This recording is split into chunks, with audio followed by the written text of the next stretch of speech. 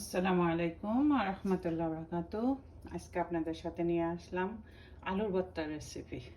এটা অনেক মজা, খাইতে অনেক ভালোই লাগে। আমি প্রথমে আলুগুলা সিদ্ধ করে ছুলে নিলাম।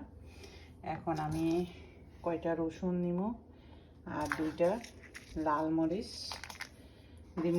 বেশি দিব না, জাল আপনাদের পছন্দ মতো আপনারা দিবেন। আর আমি কি বলে এখানে পেঁয়াজ, কাঁচামরিচ, ধনিয়া পাতা একটু হালকা তেলের মধ্যে চটে করে নিলাম। আর এই রসুনগুলা দিব। রসুনগুলাও একটু তৈলের ভিতরে আপনি ছটে করে নেবেন। এই রসুনগুলা মাস্ট দিবেন, অনেক মজা লাগে রসুন দিলে আলুর ভর্তার ভিতরে। তো আমি রসুনগুলা কাটি ফিরে আসছি। এখানে আমি কিছু সরিষার তেল দিলাম, তেলটা গরম হয়ে গেছে। এখন আমি দুইটা লাল মরিচ দিয়ে দিলাম। মরিচগুলো একটু লাল হোক।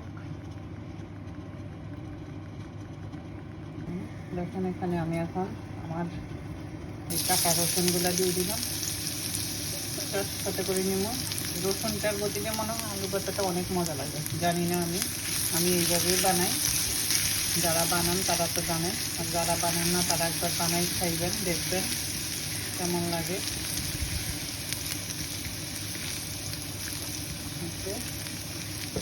এটা হতে থাকো। এখন আমি আমার আলুগুলারে ম্যাশ করে নিব। আলু ম্যাশ করতে করতে এগুলো হয়ে যাক, এগুলো একটু ঠান্ডা করে তারপরে আমি এখানে দিয়ে দেব। মানে আলুগুলো ম্যাশ করা হয়ে যাক।